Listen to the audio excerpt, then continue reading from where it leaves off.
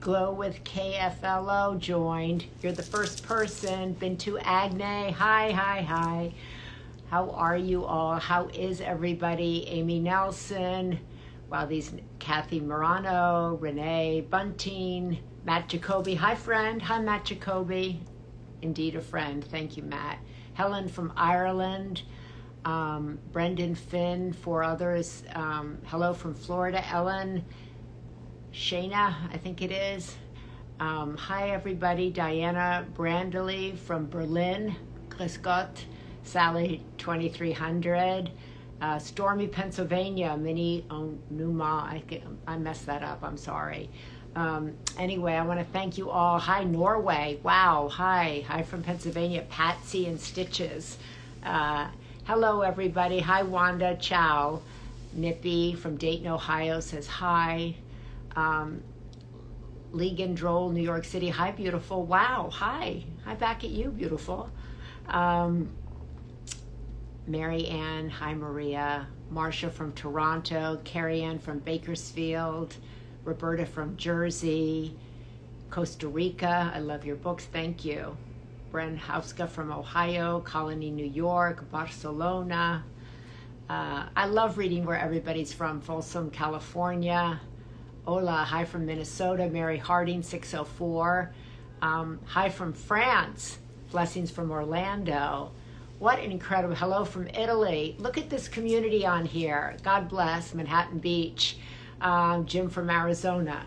Thank you all so much for taking the time to join me today. I'm in New York. It's kind of rainy, a little bit dreary, kind of cloudy. I'm sitting in front of the window in my hotel. I just wanted to thank everybody, first of all, for your support of Mosh, my new protein bar that I just ate one. Yummy, brain for the bar for the brain. Gah. Anyway, I just love this bar, my snack. It helps me in the morning, it helps me in the afternoon, get ready for this. So thank you all. I've gotten so much love. So thank you so much for your support. I've been thinking all week here while I was in New York. I'm here to do the Today Show.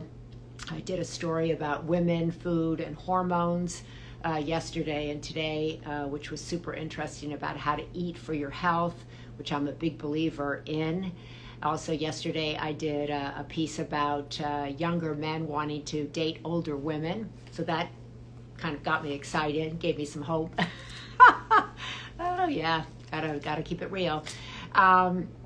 Anyway, thank you. Somebody said, I love the segments on women and diets. They're actually women and food and lifestyle. I hope we get rid of the word diet. It's so detrimental to our psyches. We've all been on, at least I should say myself, been on a diet since I was about 9. And I'm not on a diet anymore. I just try to feel good.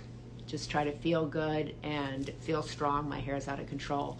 But today I wanted to talk to my great friend Mitch Albom, because I've been so disturbed, like so many of you, from the pictures that we've seen down in Texas with the Haitian refugees. And I always know not to judge a picture just from the picture alone. I don't know the Border Patrol agents that were involved. I don't know the Haitian refugees. I don't know. I'm not living in Del Rio, Texas. And I'm not living in Haiti. But I thought someone who knows Haiti really well is Mitch Albom, who is a spectacular writer. He's a friend of mine, has an orphanage in Haiti. He's been in Haiti for a long time, working, trying to solve a lot of problems in Haiti, while also doing his day job of writing extraordinary books.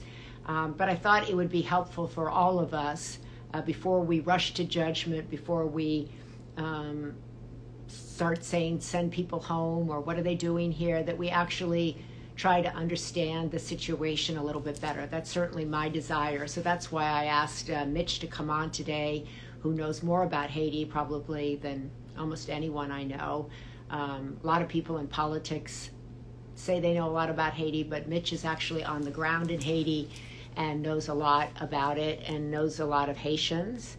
And somebody just said to me, when is that conversation? That conversation is right now. As soon as I find Mitch, or as soon as Mitch comes on here, we will, it's Mitch. I sent a request. Okay, Mitch. Go live with Mitch. Let's try. I didn't see his request, but let's just go live with him. He's from Michigan. I love Michigan. There's Mitch. Hi, Mitch. You know, at first I thought it was just a nice, you know, leisurely introduction. And then I said, no, she's killing time waiting for me to show up. But I did send her, I pressed all the right buttons. They told me to press the right buttons. We're all good. God bless you. How are you, first of all? How are you doing? Fine. I'm fine. Thank you. Very, very fine. And I appreciate the kind words you said about me and our orphanage in Haiti, which you're right. I'm in Haiti every month for the last 12 years. So I have so when I've been looking at these pictures, Mitch, you've been on my mind, not just for the extraordinary work that you've done, as you said, over the last 12 years, but I thought, you know, everybody's saying so many different things. And I thought, you know, I need to talk to Mitch. People need to hear from Mitch because Mitch knows more about what's really going on the ground. He's not into politics. He doesn't have a bone in this, so to speak. He just knows what's going on. So help us understand, Mitch, what is going on? How did we get here? And how do we do better? All right. Well, first of all, there's 2 or 3 different things that are happening at the same time. So this past summer and spring in Haiti has been terrifically difficult. There was the assassination of the president of Haiti, as we all followed. That sent the country into a shaken turmoil. I mean, we really couldn't believe that the highest person in the country could just be assassinated like that. Then, as they were still reeling from that and people were wondering who's running the country and what's going to happen, another earthquake hit, this time up in the Okai region, not so much in Port-au-Prince. Unfortunately, a lot of our kids come from that area, and I've been up there. I was just there a couple of weeks ago to see the devastation, which is every bit as bad as it was in Port-au-Prince when that happened back in 2010. So now you have this earthquake going on. So a lot of people are saying, well, this is so terrible. All these bad things are happening in Haiti. No wonder they're leaving the country and they want to come to America. Mm-hmm. Well, that sentence is true in emotion, but it's not true in fact. The people that you're seeing on these videos in Del Rio, Texas, did not just come from Haiti. It's impossible. How are they going to get there? You can't go from Haiti. You're not allowed to. This is what people don't understand. From Haiti, you're not allowed to travel almost anywhere in the world. A Haitian passport isn't accepted almost anywhere. There are 2 or 3 countries maybe you can go to. And so you can't just leave Haiti and then go to Mexico and try to walk into America. The people that you're seeing in Mexico are Haitians, true, but they left Haiti a long time ago. So they came through Mexico, correct? And then came up across the border through Mexico, correct? Well, that's what they're doing right now. But what happened was they left Haiti back in 2014, 2015, 16. You remember the Brazil Olympics were going on. So Brazil needed laborers to help build a lot of their stuff for the Olympics. They were behind. So they opened up the doors to Haitians, and a lot of Haitians went to Brazil to try to find work because, of course, in Haiti, 60, 70% of the population doesn't have jobs, and the average wage is $2 a day. So if you can find work anywhere and another country is willing to take you, you're going to go. So just pause a second with that, Mitch. I'd like people to just pause a second. I think you said 60, 80% of people have no jobs, and those that do are making $2 a day. Right. So let's just let that sink in for a second to absorb that. So they go to Brazil, or many of them go. They're offered jobs. They go there. They went to Brazil. They went to Chile as well. About 3 years ago, 4 years ago, Chile had an opening, and there were a lot of Haitians in Chile. And then, from what I understand, happened once they built the things that they needed in Brazil. They basically said, okay, that's it. Now, you know, you don't have any more work here. In Chile, it was very difficult to get paperwork and things like that. People could not become permanent residents of Chile. And so you take this situation where, unfortunately for Haitian people, as is true a lot of times, people just don't want them. You know, they just don't want them. And they're why? Well, you tell me. I don't know. I mean, I find the Haitian people are the most loving, wonderful people in the world. I have 53 children that I raise there every month. I think there's a predisposition towards you know, Haitians that they're not even on their own island, which they share with the Dominican Republic. The Dominican Republic is very antagonistic towards Haiti and towards Haitian people, and don't welcome them there either. So you have these Haitian people who can't stay at home because there's no prospects, there's no money, there's no jobs. They go to another country thinking that there'll be something, and then it turns out not to be what they thought. And all of a sudden, here comes this message, you know, verbally, like, hey, America just got a new election, and they have a new president, and he's getting rid of all the laws that existed before that kept people like us out. We should go to America, which is in many Haitians' minds kind of a long-range goal anyhow. Hey, obviously, America is very close.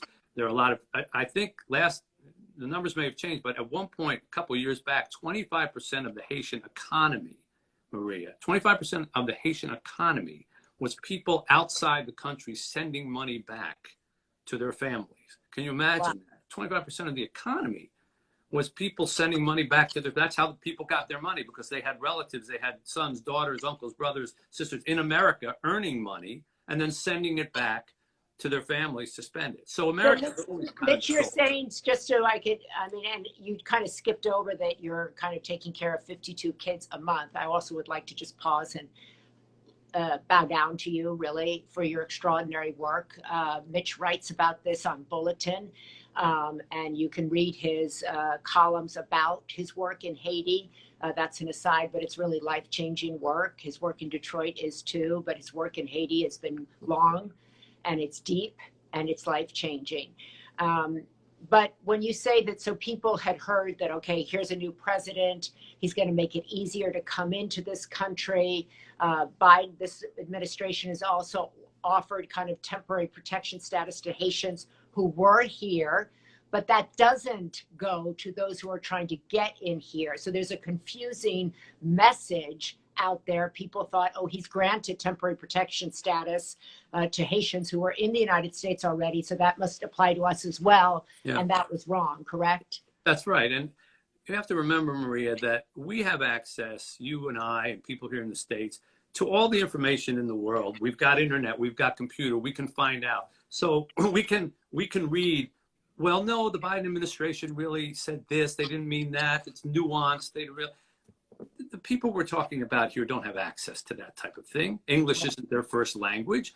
They get a rumor, somebody says, hey, America is open, you know, we should go there. Here's our chance to go to America, be united with some of our family members there, get to Florida where a lot of, you know, other Haitians are.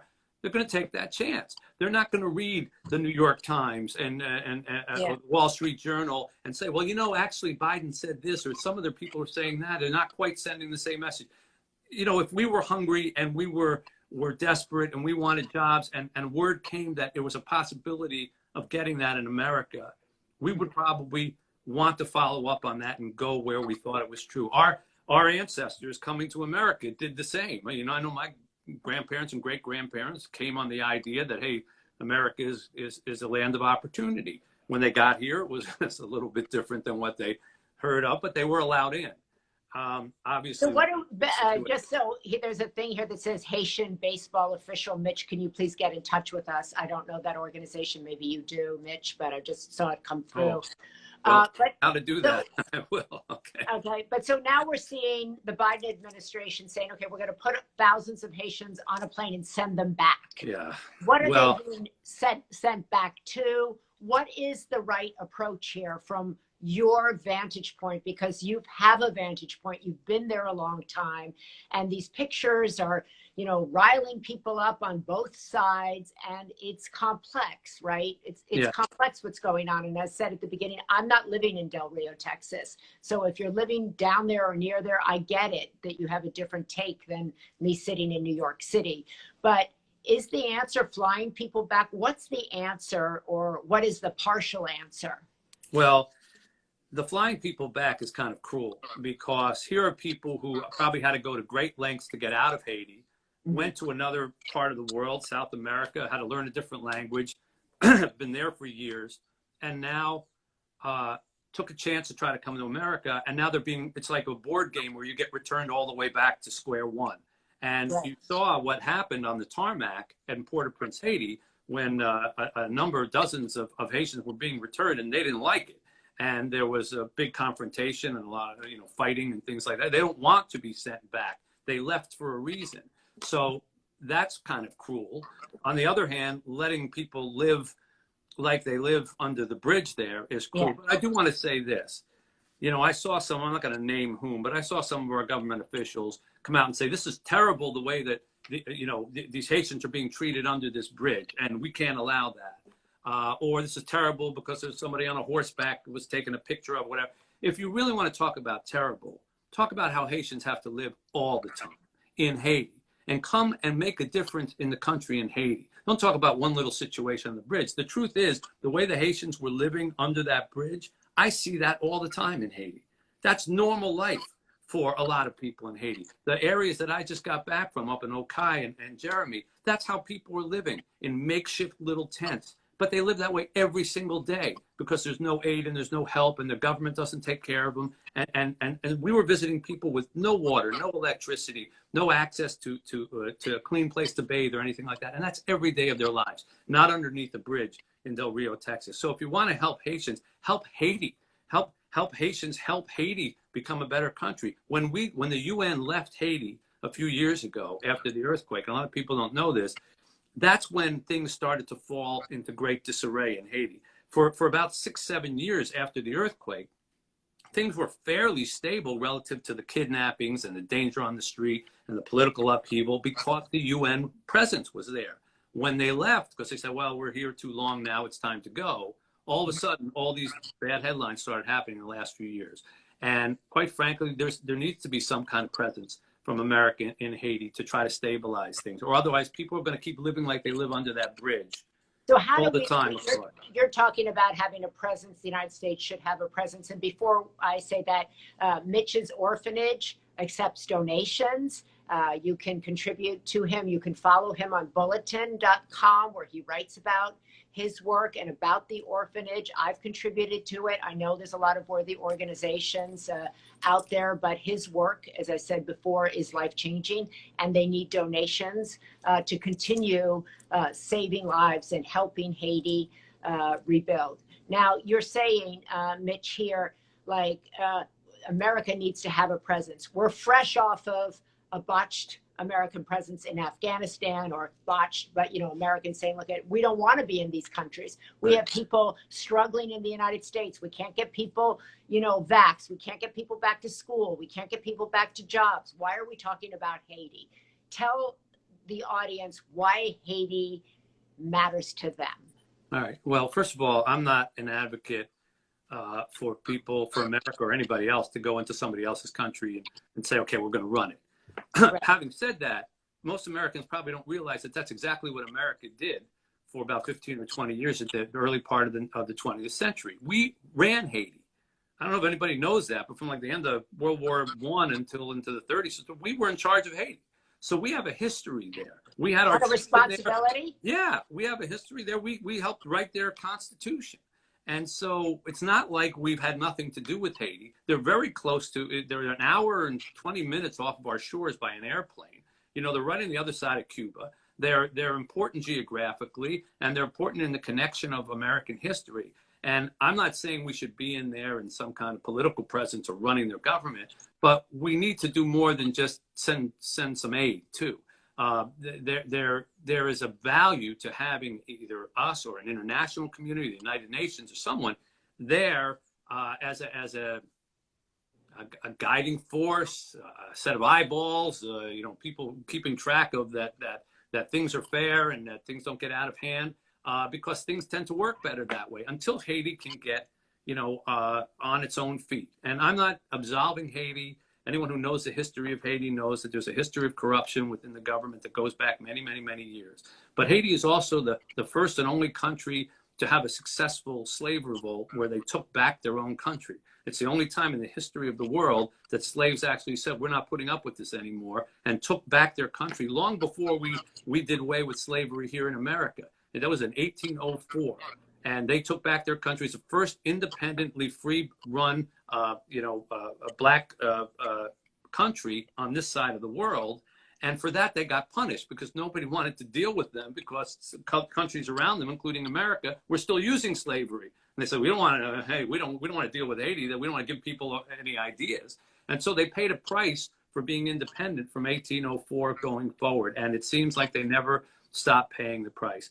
All I can tell you, Maria, and as you said at the beginning, I'm not a political person, and I'm not trying to state political policy, and I don't want to step out of my lane. I care about people, and I care about humanity. And I have 53 children there currently. I mean, we've had many more because a number of them are here in college. We don't adopt our children out. We take them in from families that have suffered from earthquakes or fires or floods, or just death or premature death. And these are kids who they've been abandoned, and they've been left, some of them left to die out in the woods under trees, or abandoned at malnutrition centers or tuberculosis centers, and nobody comes back for them. For 2 years, they live in the hallways on the floor, nobody holding them, nobody speaking to them. And we bring these kids in, and if I tell you, and one day I'm going to get you to come down and spend time with us there, Maria, because I would love to have you see it. These are the most loving, open, curious, happy kids that you will ever meet. And I see the difference that one person and all the people that we have working with us can make in a country like that.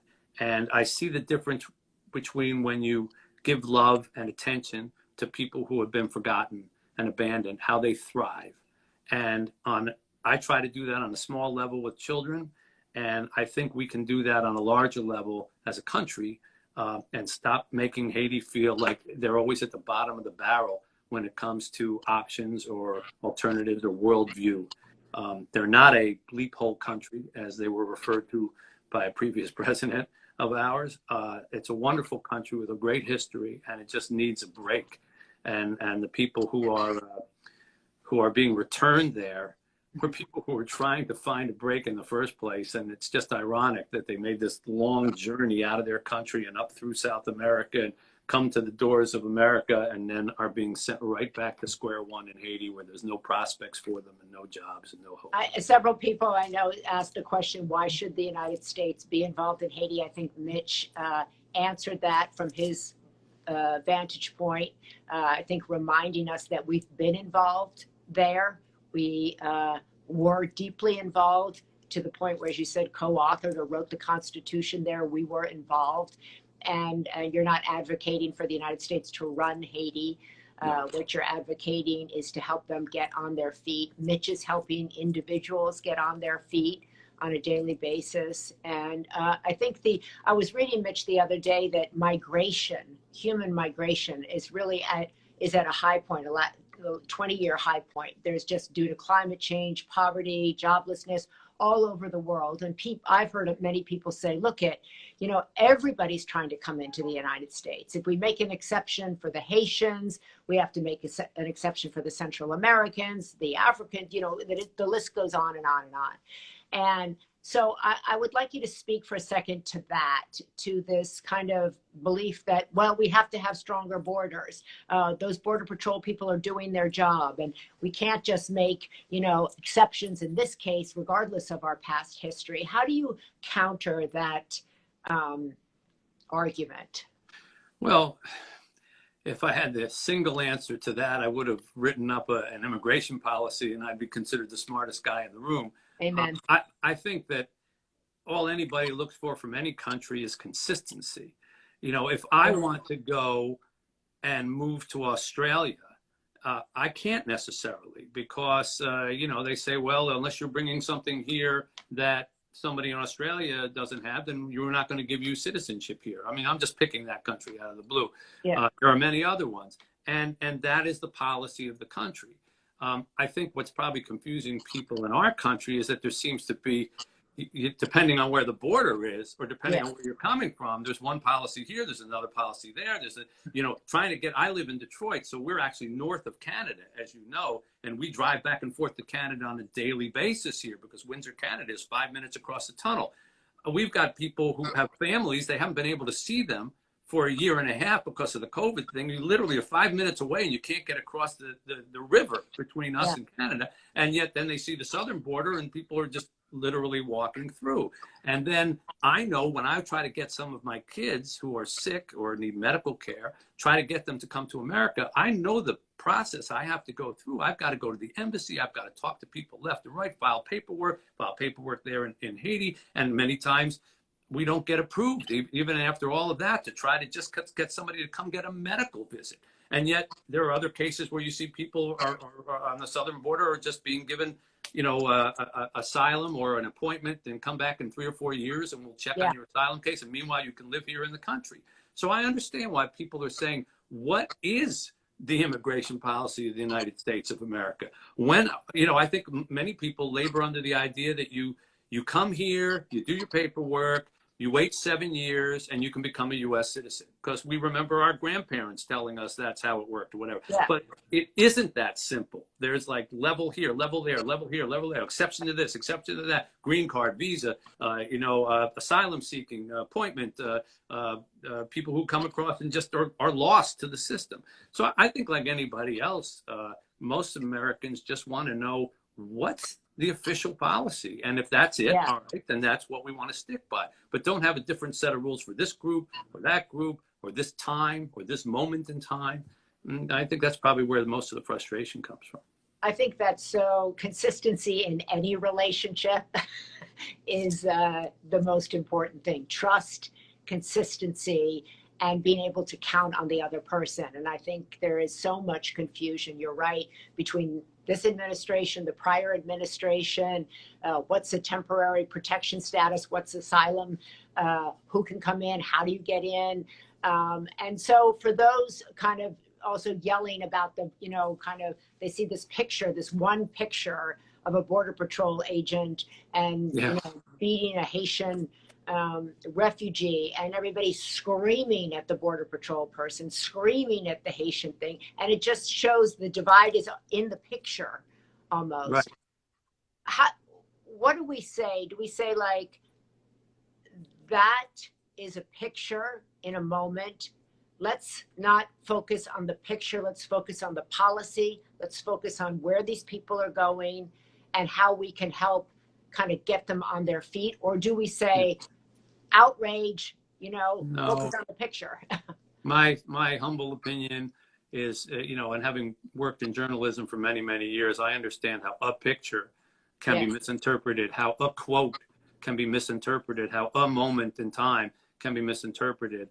I wasn't there. I wasn't the person on that horse. I don't know if they were using the reins of it. It wasn't a whip. I mean, I've heard that word used, and I said, wait a minute, it's not like a circus where somebody's got a whip and they're trying to whip an animal. But I think an awful lot of people have jumped on that photograph and decided to make that the focus of their outrage, when there's been stuff going on down there every day that you could be outraged about, and the situation that goes on in Haiti on a daily basis you can be outraged about. And again, I guess as someone who's in Haiti all the time and has children and takes in children who have been victims of the terrible system that the Haitian government and the Haitian system is, I say that's what you're going to get outraged about? This photograph about a guy on a horse who might have been, lost his temper or something like that. That's what you're going to say. This is the injustice that's being done to these poor Haitians. There's a lot of injustice that's going on with Haitians that doesn't have to do with that photograph, that nobody's doing anything about.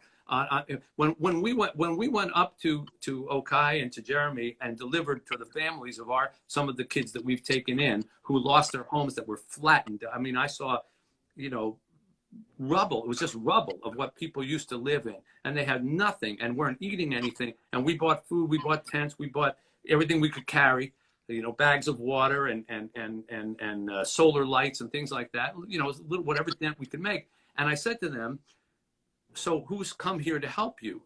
And they said, you're the first people. This is a month after the earthquake. You're the first people we've seen who have given us any help at all.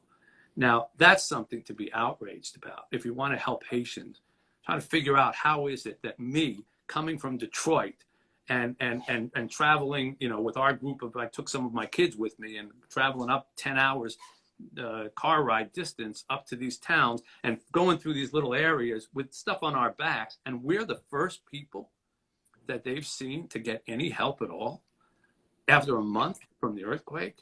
That's something to be outraged about, not a particular snapshot of some moment in time at a confrontation in a border. To me, anyhow, if you're going to get upset about the Haitian situation. That is so heartbreaking, and that should redirect us. Mitch, finally, if you could sit with President Biden right now, what would you say? With regard to Haiti? Yeah. Regard to what's going on in I'd W.A. Texas. say if you have 48 hours, President Biden, come with me and I'll show you something 48 hours, and then your heart will take you where you need to go. Anybody's. Because I believe in the goodness of people. And I think when people see, and I've watched it, Maria, I've watched people come with me. You know, like I say, I'm there every single month, and I've brought people down over the 150 trips or whatever that I've taken who have come with me. And in 24 hours, their whole attitude, their whole preconceptions about what they thought they were going to see, the people has changed. And they're all like, how do I help? How do I help? And I think How do most people help you? How do people help you? Us? It's very simple. The name of the orphanage, the Have Faith Haiti Orphanage, and they can go online to havefaithhaiti.org, havefaithhaiti.org, and they can see the history of our place, all of our children. We do not adopt children out. 100% of the money we get goes right to the kids. There's no money comes to me or anybody at the top of the organization. Everybody volunteers their time. And so they can know that money goes to feeding, educating, nurturing, and loving the kids, all of whom, by the way, have college scholarships waiting for them here in the United States. That's something would have been very proud of. And all 53 of them are earmarked scholarships, and all they have to do if they make the TOEFL exam, then they can get in. And they go to school here in the state of Michigan. And we have a wonderful relationship with 14 colleges here. And I have 4 of them are already in university right now. One is about to graduate with a 4.0 and headed to medical school. And he's going to be our doctor when he graduates and come back and be our doctor. And next September, I got 6 more coming to college and 7 after that, the year after. So we're trying to change the trajectory of these kids' lives. But interestingly, as you're talking about immigration, our goal, and our kids know it, is to make Haiti a better country. And they know they're not coming to America to go to college and then like springboard into America.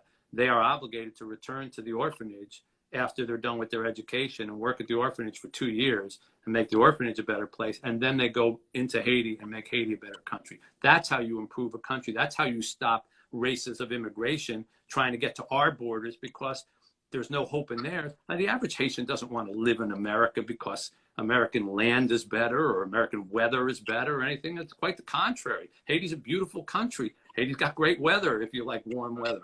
But they go because there's no opportunity in their own country. And so they come to ours because they say, you've got opportunity. I'll never forget it. You've got 20 seconds. I was down in a part of Haiti one time, and a guy was trying to sell me something on the street. And he was really aggressive. And he went, take the thing. And I said, no, I'm good. And he stopped and he said, you're good? You're good? He said, I want to be good. You're good. I want to be good. That's why I'm selling this stuff. I want to be good too. And it stuck with me in my head. I said, he's so right. You know, like I just say, well, I'm good. Like, I'm fine. My life's okay. I don't need to buy that. And he said, yeah, that's what I want to be too. I want to be good. I don't want to be selling trinkets on the street here either. And so the difference between what we take for granted for our opportunities and what they have in a country like Haiti, it's infinitesimal, the distance between those two things. And so if we can create opportunities within Haiti, and that's what I'm trying to do for the kids there, that they can come back and make their country better. And one day, one of our kids is going to be president of that country. And they're going to say, what privilege did you have that you got there? And they're going to say, I didn't have any. I grew up in an orphanage. And that's when we'll have come full circle on this thing, and in terms of providing opportunity. And that's the best thing. That's what I would tell the president and anybody else. You know, if you can be involved in providing opportunities for people within their own country, you're not only going to help them, you're probably going to stop some of this, you know, gold rush to try to get to ours, because, you know, people like to live in their own countries if they have opportunity to do so, you know, safely and healthily. Mitch Album, I mean, I speak to a lot of people, but very few people make me well up with tears. I just am such an admirer of yours, and I'm so in awe of the work you do, and never doubt that one person can change the world. Never doubt that a person can change another person's life. Mitch has been doing it, is doing it. You can support him. You can help him through his organization to continue that work. You can read about his work on Bulletin. You can follow his work. He writes about it. There's not a better writer out there. So he tells the story. And I think that's what's really what you said about what you would say to President Biden. That could be said to any and each and every one of us. Put your heart in this story, not your mind, not your preconceived notions, not what network you're watching. Just put your heart there. Put your heart there. And if it touches your heart, go to Mitch. And he's there. He's making a difference while everybody else is screaming. He's on the ground. So I want to thank you, Mitch. I'm going to send you some more money, and I hope I want to come with you. Yeah, do that. Sometime. And he's doing great work in Detroit, and I have no doubt that one of your kids or one of your young adults will run that country, and what a day that'll be. So that's right. So let's not get outraged or like, maybe the picture will pique your interest, but if you want to make a difference, there are people on the ground there that you can support, help, and I guess you could even go with you there. Yeah. So there's well, that. I'm looking forward to our internet isn't very good, but it would be great to do one of these one day and you say, I'm Maria Shriver and we're at the Have Faith Haiti Orphanage. It'll happen. Trust me. Yeah. It'll happen. Thank you, Mitch, so much. Thank you for joining us. And we will put this up in the Sunday paper. We will direct people again to Mitch's orphanage, to his work, and connect you because we're at the Sunday paper. We're big supporters of his and big believers in his work. And I hope if you check it out, if you don't know about it already, you'll pass it on. So thank you, Mitch. I know you've got a lot on your plate. So thank you for taking the time to You're welcome. help us understand this situation, which is what we all do. So bye, Mitch. I'll say goodbye to everybody else. I think that's really important to listen to somebody who's been there for years, for decades, who's not a Democrat, a Republican, a pro and anti, who's just a human being, whose heart is on the line, whose work is on the line, and who tells it to us straight. And I think that's such a powerful point of view. I always try to do these conversations to get above the noise, to get above the outrage of the day, and just have a conversation that will touch your heart and maybe get you to take a moment to think about how we got to where we are and how we can get out of where we are. And $1 goes a long way. $2, 50 cents, whatever anybody can do to help Mitch is really, great. He's really a terrific human being. And as I said, it's been on the ground there. And I'm so glad so many of you are putting hearts up. He's really you're saying, such a selfless person. He really, really is. And thank you. He's a real architect of change, somebody who sees a problem and imagines a different way forward. He is a light. He's moving humanity forward. So, as he said, there's so much to be outraged about in Haiti. And therefore, there but the grace of God go all of us. I always say that when I'm talking to anybody, there but the grace of God go I. So thank you all on Thursday for joining me here. I'm going off to do Hoda's podcast, and I hope you will subscribe to the Sunday paper if you don't already. I love that somebody just said, I now understand what's happening in Haiti. That's really big. Then we did good today to just try to help explain why you see the pictures that you do now, and it gives you some understanding of how we got here. And I think also a really valuable point is people want to live in their own country. We know people want to live in their own home. They want to make their home better. And how do you do that? So that's a great line. I want to be good too. As he said, the man selling trinkets on the corner said to him, I want to be good too. That's something that we all have in common. We want to be good too. We want to be loved too. We want to be seen too. We want to be understood too. And many of us, that's an easier road for some than others. So go out today, be a light. That's the way to move humanity forward. See yourself as a healer. See yourself as someone who can make a difference. And don't doubt that. That's why we're all here. And align yourself with people like Mitch Albom, you know, doing unbelievable work. Thank you all. Yeah, you're right. We want to be safe too. Obviously, safe, seen, supported, secure. Those are my S words. So thank you to Mitch Albom, Mama Researcher. Thank you for your questions. You're right. Let's be a light. Yeah, let's be a light. And thank you, Terry, saying she saw me on Hoda and Jenna and has books. Donate to havefaithhaiti.org. That's Mitch's organization. We'll post that up. And make sure any of you who can give. And I'm sure there's so many ways to give that aren't monetary. That's always important to remember. So many ways each of us can give that have nothing to do with money. So I always say that to people when I'm out working on behalf of the Women's Alzheimer's Movement or Special Olympics. There's so many ways to give that have nothing to do with money. And sometimes it's just a conversation that changes a person's life. So anyway, okay, enough of that. Anyway, God bless you all. Thank you so much. Please post this interview. Someone's reminding me, please post it, share it, pass it on, pay it forward. You're a great community. Thank you so much for joining me here today, this kind of cloudy day in New York City. God bless you all. Thank you. Boom.